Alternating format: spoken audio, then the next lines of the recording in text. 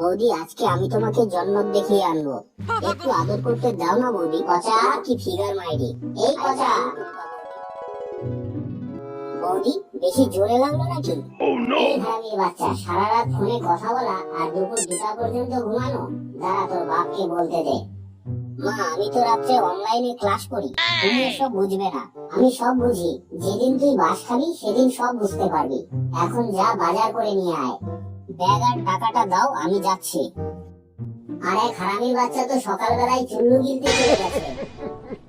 বাল, টুম্পা বৌদির ফিগারটা ঠিক মতো দেখতেই পারলাম না, ঘুমটা ভাঙিয়ে দিল।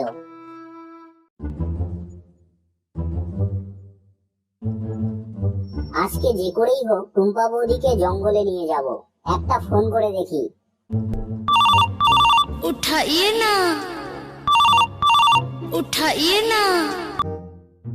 হ্যালো বৌদি, আজকে ফাঁকা থাকলে চলো না, সামনের গ্রামের জঙ্গলে ঘুরতে যাব, তোমাকে জান্নাত দেখিয়ে আনবো।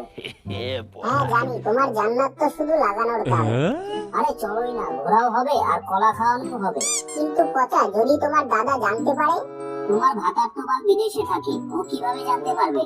আর যদি কেউ বলে দেয় তো আমি তার গাড় ফাটিয়ে দেবো। আচ্ছা ঠিক আছে, এতই যখন বলছো তবে বিকেল 4টার সময় রাস্তার ধারের বটগাছের নিচে দেখা করো। अभी मजा आएगा ना भिड़ो।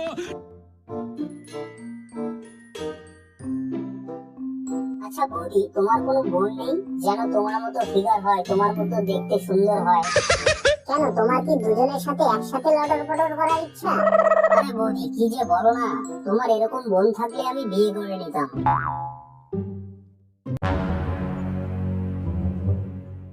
আরে ভাই বলিস না, দিনকাল খুব খারাপ যাচ্ছে।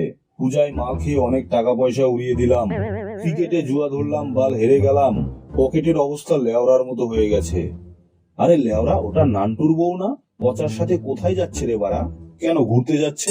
তুই লেওরা ঢ্যামনায় থেকে গেলি, অন্যের বউয়ের সাথে কেউ ঘুরতে যায়? নিশ্চয়ই লাগাতে যাচ্ছে। আমার সাথে চল, আজকে হয় ইনকাম হবে, না হলে লেওরা ওদের গাড় ফাটানো বিয়ে হবে।